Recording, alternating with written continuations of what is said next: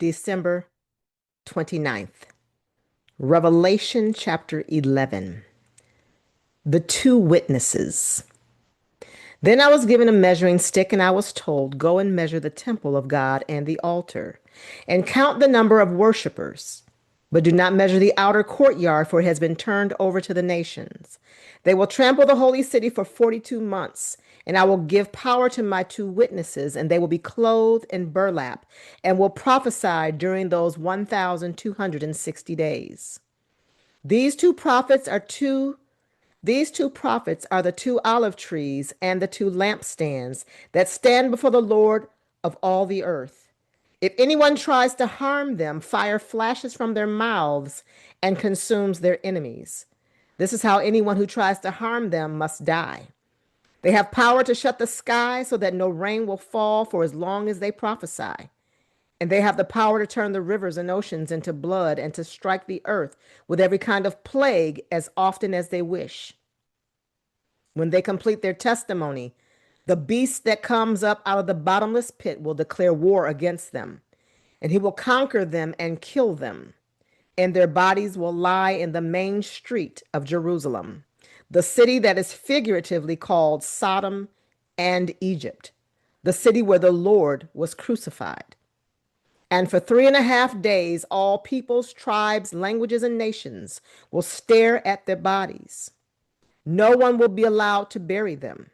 All the people who belong to this world will gloat over them and give presents to each other to celebrate the death of the two prophets who had tormented them. But after 3.5 days, God breathed life into them, and they stood up. Terror struck all who were staring at them. Then a loud voice from heaven called to the two prophets, "Come up here!" And they rose to heaven in a cloud as their enemies watched. At the same time, there was a terrible earthquake that destroyed 1/10 of the city. 7,000 people died in that earthquake, and everyone else was terrified and gave glory to the God of heaven. The second terror is past, but look, the third terror is coming quickly. The seventh trumpet brings the third terror. Then the seventh angel blew his trumpet, and there were loud voices shouting in heaven, "The world has now become the kingdom of our Lord and of his Christ, and he will reign forever and ever." The 24 elders sitting on their thrones before God fell with their faces to the ground and worshiped him. And they said, "We give thanks to you, Lord God, the Almighty, the one who is and who always was. For now you have assumed your great power and have begun to reign. The nations were filled with wrath, and now the time of your wrath has come. It is time to judge the dead and reward your servants, the prophets, as well as your holy people and all who fear your name, from the least to the greatest.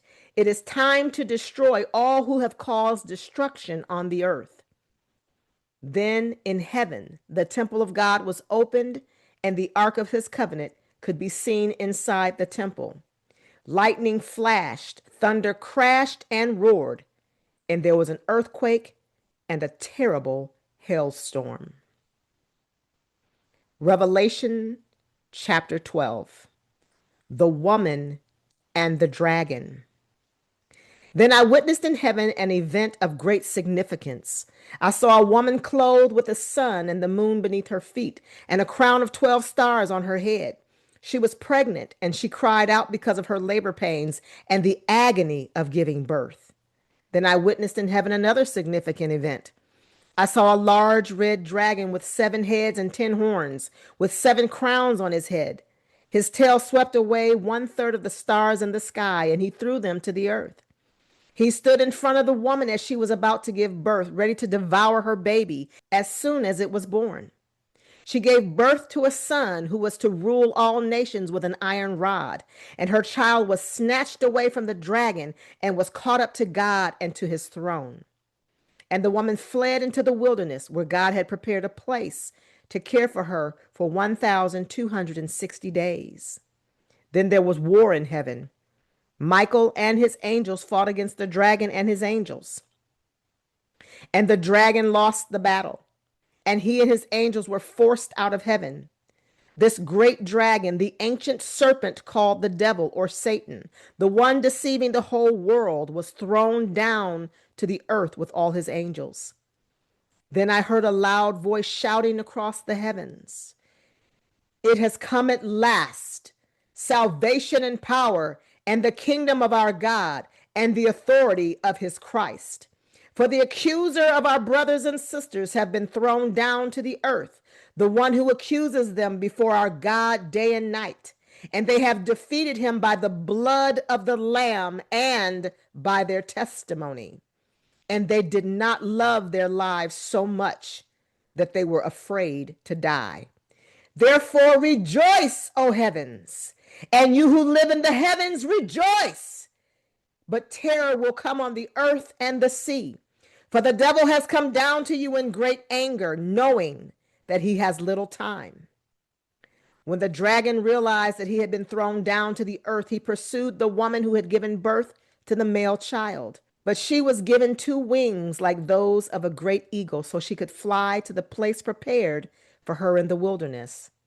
There she would be cared for and protected from the dragon for a time, times, and half a time. Then the dragon tried to drown the woman with a flood of water that flowed from his mouth. But the earth helped her by opening its mouth and swallowing the river that gushed out from the mouth of the dragon. And the dragon was angry at the woman and declared war against the rest of her children, all who keep God's commandments and maintain their testimony for Jesus. Then the dragon took his stand on the shore beside the sea. Revelation chapter 13. The beast out of the sea. Then I saw a beast rising up out of the sea. It had 7 heads and 10 horns, with 10 crowns on its horns, and written on each head were names that blasphemed God. This beast looked like a leopard, but it had the feet of a bear and the mouth of a lion. And the dragon gave the beast his own power and throne and great authority. I saw that one of the heads of the beast seemed wounded beyond recovery, but the fatal wound was healed. The whole world marveled at this miracle and gave allegiance to the beast. They worshiped the dragon for giving the beast such power, and they also worshiped the beast. "Who is as great as the beast?" they exclaimed. "Who is able to fight against him?" Then the beast was allowed to speak great blasphemies against God, and he was given authority to do whatever he wanted for 42 months. And he spoke terrible words of blasphemy against God, slandering his name and his dwelling, that is, those who dwell in heaven.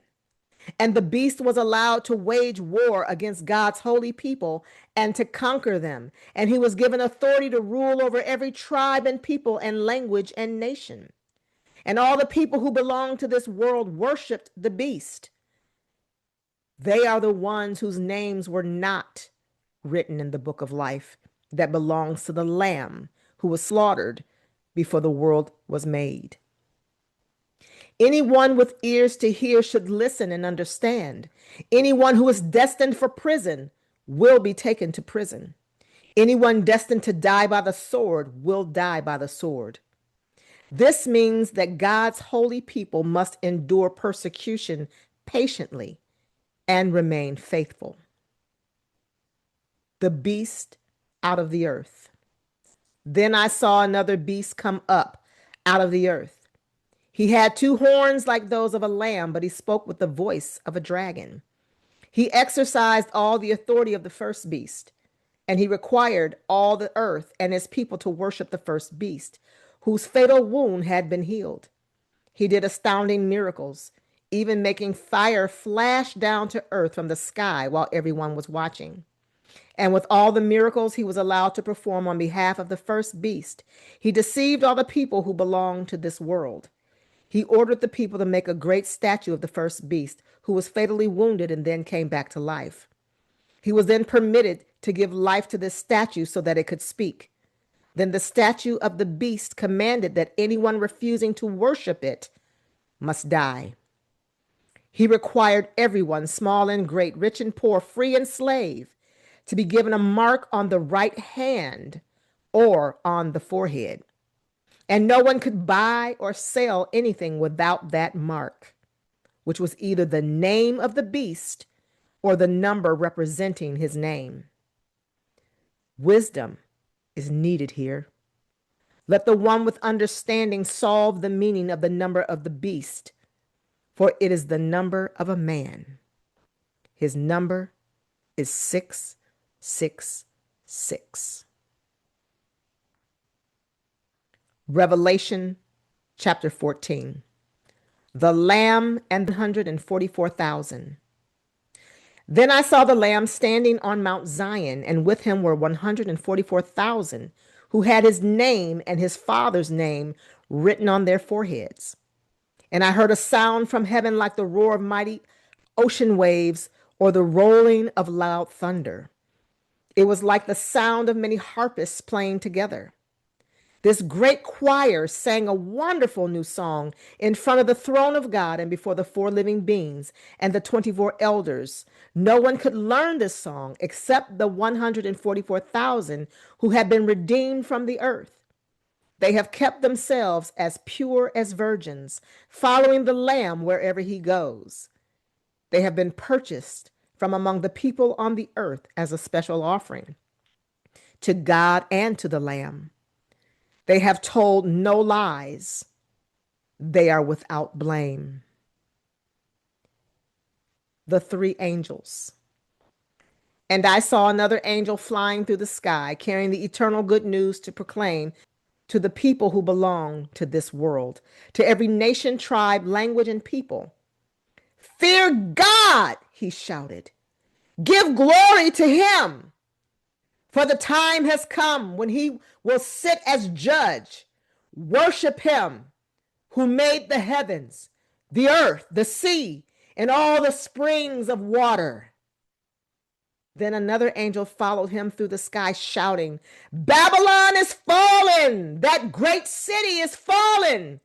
Because she made all the nations of the world drink the wine of her passionate immorality. Then a third angel followed them, shouting, Anyone who worships the beast and his statue, or who accepts his mark on the forehead or on the hand, must drink the wine of God's anger. It has been poured full strength into God's cup of wrath, and they will be tormented with fire and burning sulfur in the presence of the holy angels and the Lamb. The smoke of their torment will rise forever and ever, and they will have no relief day or night, for they have worshiped the beast and his statue and have accepted the mark of his name. This means that God's holy people must endure persecution patiently, obeying his commands and maintaining their faith in Jesus. And I heard a voice from heaven saying, Write this down. Blessed are those who die in the Lord from now on. Yes, says the Spirit, they are blessed indeed, for they will rest from their hard work, for their good deeds follow them. The harvest of the earth. Then I saw a white cloud. Seated on the cloud was someone like the Son of Man. He had a gold crown on his head and a sharp sickle in his hand. Then another angel came from the temple and shouted to the one sitting on the cloud, Swing the sickle, for the time of harvest has come. The crop of earth is ripe. So the one sitting on the cloud swung his sickle over the earth, and the whole earth was harvested. After that, another angel came from the temple in heaven, and he also had a sharp sickle. Then another angel who had power to destroy with fire came from the altar. He shouted to the angel with the sharp sickle, Swing your sickle now to gather the cluster of grapes from the vines of the earth, for they are ripe for judgment. So the angel swung his sickle over the earth and loaded the grapes into the great winepress of God's wrath. The grapes were trampled in the winepress outside the city, and blood flowed from the winepress in a stream about 180 miles long and as high as a horse's bridle. God blesses the one who reads the word of his prophecy to the church, and he blesses all who listen to its message and obey what it says. For the time is near. Revelations chapter 1, verse 3.